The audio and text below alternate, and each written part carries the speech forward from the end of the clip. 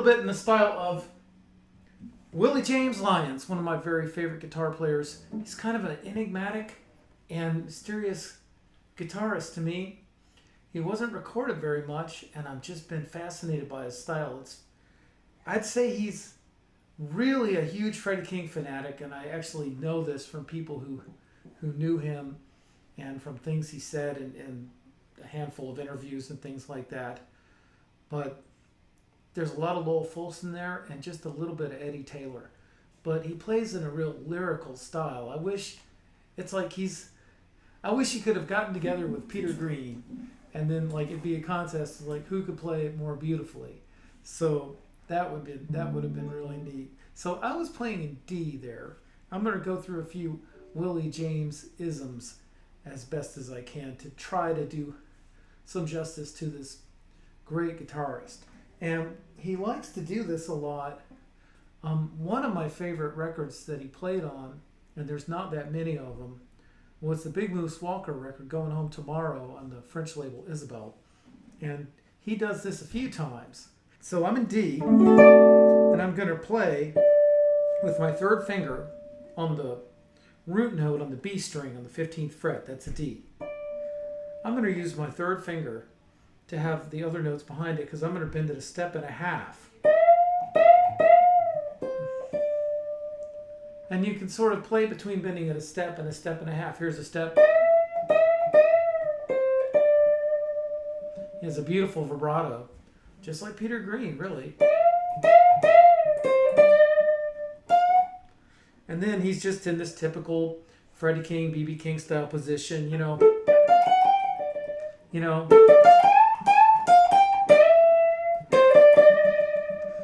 He plays some really agonized stuff there.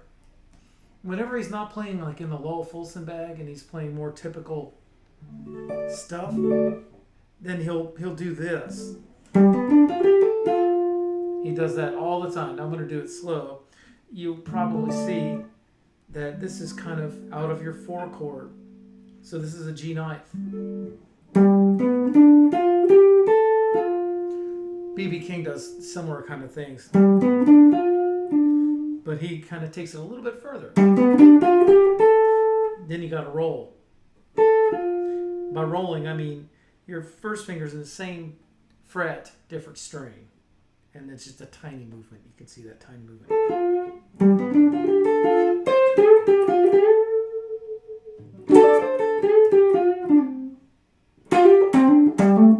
Sometimes he kind of spits out the notes.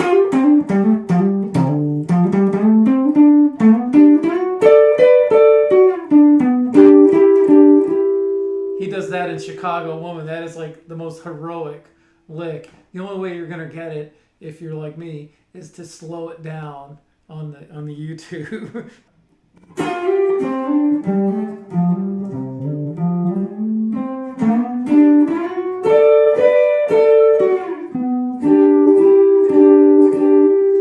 Another really chordal thing, he does that to land in the 5. That's your A7th. You'll hear it. It's in Chicago Woman, which is probably his most, I don't know if you can say most famous record, but this is one that's easiest to find. It's a great look at his guitar style, and he has Jimmy Johnson on it too, and it's a really nice interplay between him and Jimmy Johnson, so it's a real guitar treasure trove.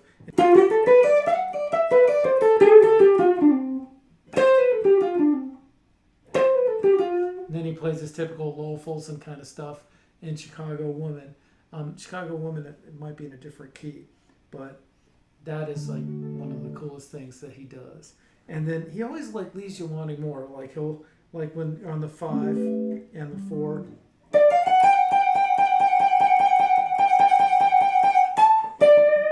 Or another thing he'll do over the 5 to the 4 is I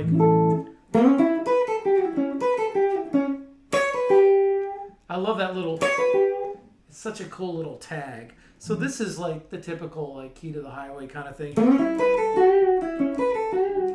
But anyway, he plays it in the coolest way. It's very fragmented the way he plays it. It kind of leaves you hanging on the edge of your seat. And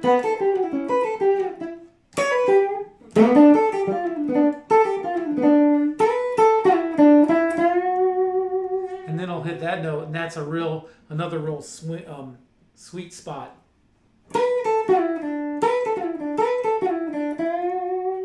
Another thing he does is when he plays the chords, he does that a lot on the Johnny Big Moose Walker record, like Please Leave Me Something to Remember You By. I want you to please leave me something to remember you by. And it's a great combination of his pretty guitar playing and the real rough voice that Johnny Big Moose Walker has. It's just a killer blues record. So he goes. He does this too in the Willie Kent record, Tell Me What Will Tomorrow Bring. He's on a live record live at Ma Bea's with Willie Kent. And he plays those nice dominant seventh chords.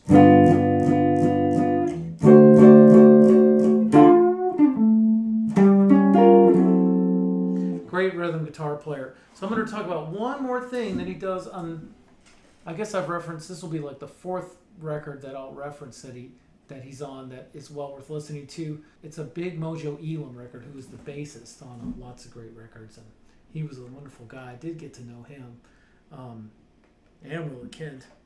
Anyway, it goes like this. There's a lump in A, right? So this is what Willie James did. This is really neat, and this is like kind of, I think it's a function of playing in a trio, because in a trio, it's just natural. You want to play a chord and you want to play the lump, right? So how are you going to work in both? Well, check out my second finger. This is kind of like an A ninth chord. Or you can even just use the open string.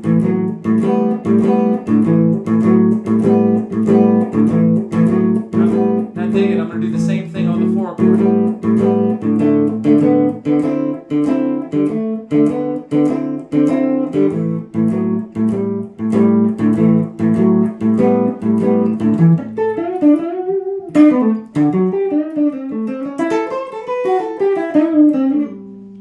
Or his typical turnaround for this will be. That's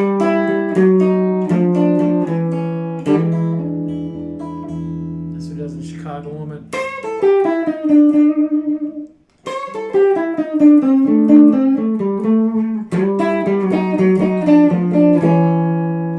So that is like a lot of songs, a lot of records, one guy.